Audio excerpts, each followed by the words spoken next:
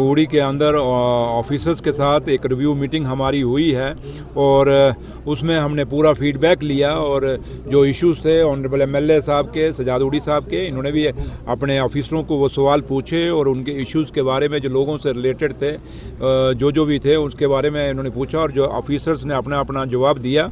और जो मेरा था, मैंने भी ऑफिसर्स को जो डायरेक्शन देनी थी ऑन बिहाफ ऑफ गवर्नमेंट वो डायरेक्शंस दी हैं। और सबसे बड़ी खूबसूरती जम्मू कश्मीर की यही है कि एक आज उड़ी एक अलग मौसम है, एक अलग कल्चर है और कश्मीर में अलग एक मौसम है, यहाँ से एक अलग कल्चर है और यही खूबसूरती है जम्मू कश्मीर में। और उसी के साथ आप जम्मू चले जाओ तो एक अलग बोली है, अलग कल्चर है और अलग सा एक माहौल है। तो यही जम्मू कश्मीर की खूबसूरती है। और यहाँ आके काफ़ी सारे इश्यूज़ भी लोगों के रेज़ हुए। कुछ रास्ते में मेरी बहनें भी मिली जिन्होंने अपने भाई का रास्ता भी रोका, उनको पानी नहीं मिल रहा था 20 दिन से।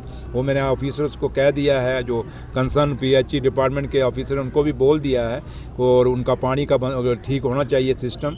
और काफ़ी सारे इश्यूज़ थे जिनको वहाँ अंदर हमने डिस्कस किया है। तो लिहाजा ये टूर मेरा आज पूरा दिन का है। अभी इसके बाद जो हमारे नेशनल कॉन्फ्रेंस के वर्कर हैं, शाम को 4:30 बजे मैंने उनसे भी मुलाकात करनी है। आज रात को मैं उड़ी में रुकूंगा और कल मैंने हंडवाड़ा जाना है। तो ये 2 दिन का टूर मेरा आज उड़ी, कल हंडवाड़ा में है। तो ये ऑपरेशन सिंदूर में का जहाँ ताल्लुक है, जम्मू कश्मीर की सरकार ने उमर साहब की क़यादत में जो हमारा फ़र्ज बनता था और जो वादे हमने किए थे, क्योंकि मैं भी उसका नौशहरा कॉन्स्टिट्यूंसी से आता हूँ और आप एक जर्नलिस्ट हैं तो आपको पता है कि बंकर जो हैं एमएचए ने देने हैं और इसकी फंडिंग पूरी एमएचए से, और जो पहले भी बंकर बने उसकी पूरी जो पेमेंट हुई है वो एमएचए ने की है। तो वो पूरा यहाँ से पहले सुनिए भैया, सुन लीजिए ना। अब सवाल अगर सवाल ही पूछ लीजिए, मैं चुप हो जाता हूँ क्योंकि मैं उनमें से नहीं हूँ। नहीं, डीसी साहब नहीं कहे ना, मैं जब आप सरकार से बात कर रहे हैं तो मैं डीसी को जवाब दे नहीं हूँ, डीसी मुझे जवाब दे है।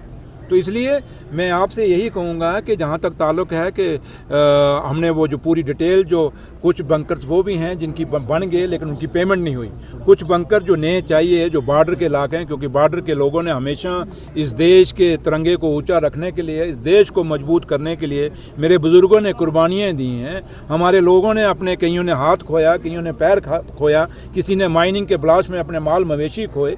ये बड़ा एक इतिहास है बॉर्डर के लोगों का और मैं खुद एक बॉर्डर से आता हूं और मैं समझ सकता हूं कि बॉर्डर का दर्द क्या है। इसलिए हमारी हमेशा ये कोशिश रहेगी कि, और बार बार हम हमेशा मीटिंगों में भी कहते हैं, और ये जो बॉर्डर के लोगों के लिए जो जिनको बंकर्स की जो रिकमेंडेशंस यहाँ जम्मू कश्मीर की सरकार से गई हैं, उम्मीद करेंगे कि ऑनरेबल होम मिनिस्टर साहब जल्दी से जल्दी वो बंकर्स के जो हमारे यहाँ से जितने भी बंकर जम्मू कश्मीर की सरकार ने रिकमेंड किए हैं वो सैंक्शन करके भेजेगा, ताकि ये हमारे लोगों के बंकर बन सकें और ये बॉर्डर के लोग अपने माल मवेशियों और अपनी जान को बचा सकें। वो एक बदकिस्मती थी, वो बैड लक था और एक ऐसा दिन था जो नहीं आना चाहिए था। बात ये नहीं कि वो किस कम्युनिटी थे, क्या वो गुज्जर थे, बकरवाल थे, बात वो नहीं है। वो हिंदू थे, मुसलमान थे, सिख थे, ईसाई थे, वो बात नहीं। बात एक इंसानियत की है। वो इंसान जिसका बड़ी पाई जोड़ के अपना मकान बनाता है, बड़ी मुश्किल से बनाता है। अगर ये इलीगल लोग थे, इनकी कंस्ट्रक्शन इलीगल थी, ये सरकार ज़मीन अगर फॉरेस्ट की थी तो जब ये मकान रातों रात तो नहीं बने। कितने पुराने साल ये वो गुज्जर लोग नहीं हैं जो आज यहाँ पे आके बसे, या दूसरे लोग आज आके, चाहे हिंदू हैं चाहे मुसलमान, जो आज आके बसे, ये सदियों से वहाँ रह रहे थे। और अगर ये रह रहे थे, ये मकान एक दिन में नहीं बना होगा, 2 दिन में नहीं बना होगा, कम से कम साल 2 साल 3 साल तो लगे होंगे। तो उस समय ये डिपार्टमेंट कहाँ थे? उस समय क्यों नहीं रोका इनको मकान बनाने से? आज आपने उन लोगों को बेघर कर दिया, उन छोटे छोटे बच्चों को आपने रोते हुए देखा, मैंने रोते हुए देखा, और ये बर्दाश्त से बाहर है। और जहाँ तक ताल्लुक़ है सरकार का, सरकार इसको स्ट्रांगली कंडेम्ड करती है और आप लोग भी समझते हैं, जानते हैं कि कैडर जो है, IPS IAS कैडर जो है हमारे अंडर नहीं है, जम्मू कश्मीर सरकार के अंडर नहीं है, और पुलिस भी हमारे अंडर नहीं है। और कल जो वहाँ पे मकान गिराए गए, उन लोगों से नाजायज़ किया गया, वो उन ऑफिसरों ने किया जो ऑफिसर हमारे हाथ में ही नहीं है, जिनकी ना ट्रांसफ़र, ना पोस्टिंग, ना जिनकी प्रमोशन हमारे हाथ में है। तो इसलिए जहाँ तक ताल्लुक़ है, अब ऑनरेबल सीएम साहब ने भी काफ़ी इसका कड़ा नोटिस लिया है, लेकिन मैं हिंदुस्तान के होम मिनिस्टर साहब से अपील करूँगा, हिंदुस्तान के प्राइम मिनिस्टर साहब से अपील करूँगा कि जम्मू कश्मीर के लोगों के साथ, ये गरीबों के साथ ये बेइंसाफ़ी नहीं होनी चाहिए। और उम्मीद करेंगे कि हिंदुस्तान के होम मिनिस्टर साहब और हिंदुस्तान के प्राइम मिनिस्टर साहब इसमें इंटरवीन करेंगे और इंसाफ करेंगे। जिन लोगों के मकान गिराए गए हैं, उनके मकान दोबारा वहाँ बनवाए जाएंगे और उन लोगों को मुआवजे दिए जाएंगे और उन लोगों को जीने का पूरा हक दिया जाएगा। और मुझे सुनने में ये भी आया है कि हमें पता लगा है कि वो ज़मीन फॉरेस्ट लैंड नहीं थी, वो सरकारी रकबा था, और अगर सरकारी रकबा भी था तो नोटिस देना चाहिए था उनको, और ज़मीन सरकारी रकबा तो वो किसने हटाना चाहिए था? फॉरेस्ट वालों को लेना देना ही नहीं, वो फॉरेस्ट वाले तो खामखा वहाँ बीच में घुसे जाके।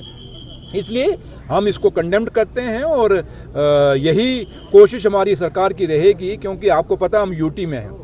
अपोजिशन जो बेशक मर्जी जो रोज़ कहती है कहती रहे, लेकिन जहाँ तक ताल्लुक है, आप लोग जर्नलिस्ट हैं, आपको भी अपना एक व्यू पॉइंट देना चाहिए कि आज की डेट में जम्मू कश्मीर में जो सरकार है उसके हाथ में कितने पावर्स हैं और कितना उसके हाथ में है।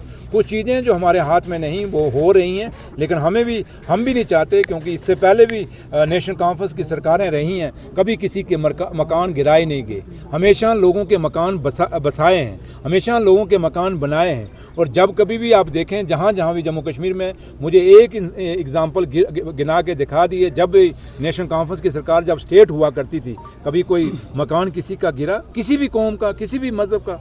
ऐसी कॉलोनियाँ जो लोगों ने मकान तो बना लिए, लेकिन नेशनल कॉन्फ्रेंस की जब भी गवर्नमेंट बनी, वो कॉलोनियाँ रेगुलाइज की गई।